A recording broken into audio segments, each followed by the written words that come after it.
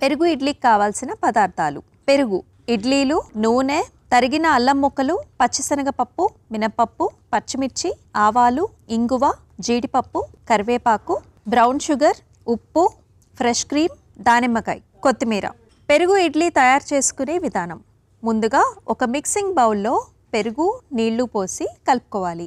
తర్వాత అందులో సిద్ధం చేసుకున్న ఇడ్లీలు వేసి పక్కన పెట్టుకోవాలి. ఇప్పుడు స్టవ్ వెలిగించి ప్యాన్లో నూనె పోసి వేడయ్యాక అందులో తరిగిన అల్లం, పచ్చిశనగపప్పు, మినపప్పు, పచ్చిమిర్చి, ఆవాలు, ఇంగువ, జీడిపప్పు, కరివేపాకు వేసి వేయించుకొని పక్కన పెట్టుకోవాలి. ఇప్పుడు ఒక బౌల్లో పెరుగు, నీళ్లు, బ్రౌన్ షుగర్, చిటికెడు ఉప్పు వేసి కలుపుకోవాలి. తర్వాత పక్కన పెట్టుకున్న ఇడ్లీ మిశ్రమాన్ని సర్వింగ్ బౌల్లోకి తీసుకుని పైనుంచి ఫ్రెష్ క్రీమ్, ఆ పైనుంచి పెరుగు, బ్రౌన్ షుగర్ మిశ్రమాన్ని వేసి ఆ పైనుంచి వేయించుకున్న పోపు వేసి ఆపై దానిమ్మ గింజలు, కొత్తిమీరతో గార్నిష్ చేసి సర్వింగ్ చేసుకుంటే పెరుగు ఇడ్లీ రెడీ.